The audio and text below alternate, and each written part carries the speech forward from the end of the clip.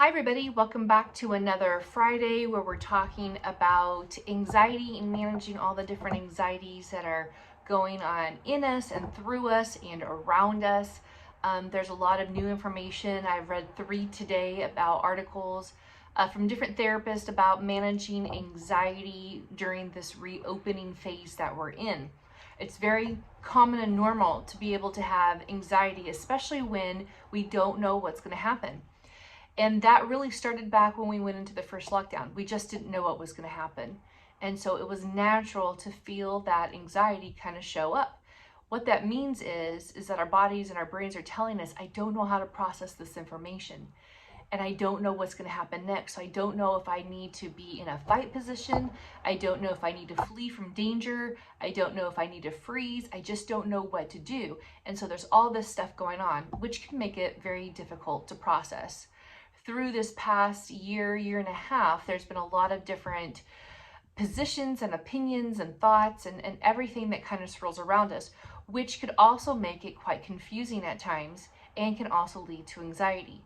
The point is, whenever it shows up, in order to be able to make a clear, conscious decision in moving forward, unless it's a life-threatening situation where I need to immediately react, I need to be able to lower that anxiety, to recognize it, to lower it, and then be able to move forward.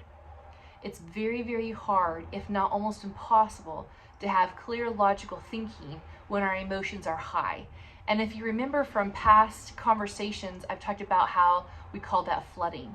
When we have this physiological arousal, our mind is overwhelmed, our emotions are overwhelmed, our heart rate is up, our adrenaline is kicking in, our blood pressure is raised, everything in us is signaling our nervous system to move into a direction. When that happens, that is, unless I'm literally getting ready to beat off a lion and there's an immediate threat to my life, we need to be able to recognize what's going on, take some really slow, deep breaths, and then be able to process that information we have. And that is not a quick thing to do. That takes time. Oftentimes, people want to rush through it. In fact, our society is all about rushing and getting there and getting it done and having it our way. And that really is the exact opposite of what we need when we're in these places. This is the time to truly take it slow. And it seems like for a lot of people, that's what's going on right now. We just need to slow down, slow our breathing down, and then think through. A couple ways that you can do that is by having a conversation with somebody that is going to continue to point you to the Lord, that's going to continue to help you process information, whether it's using your faith or whether it's just journaling even. That can be very helpful. It's getting the thoughts and the stuff that's going on inside out. And it could be verbal processing, which is so important. It could also just be writing processing, which is also important.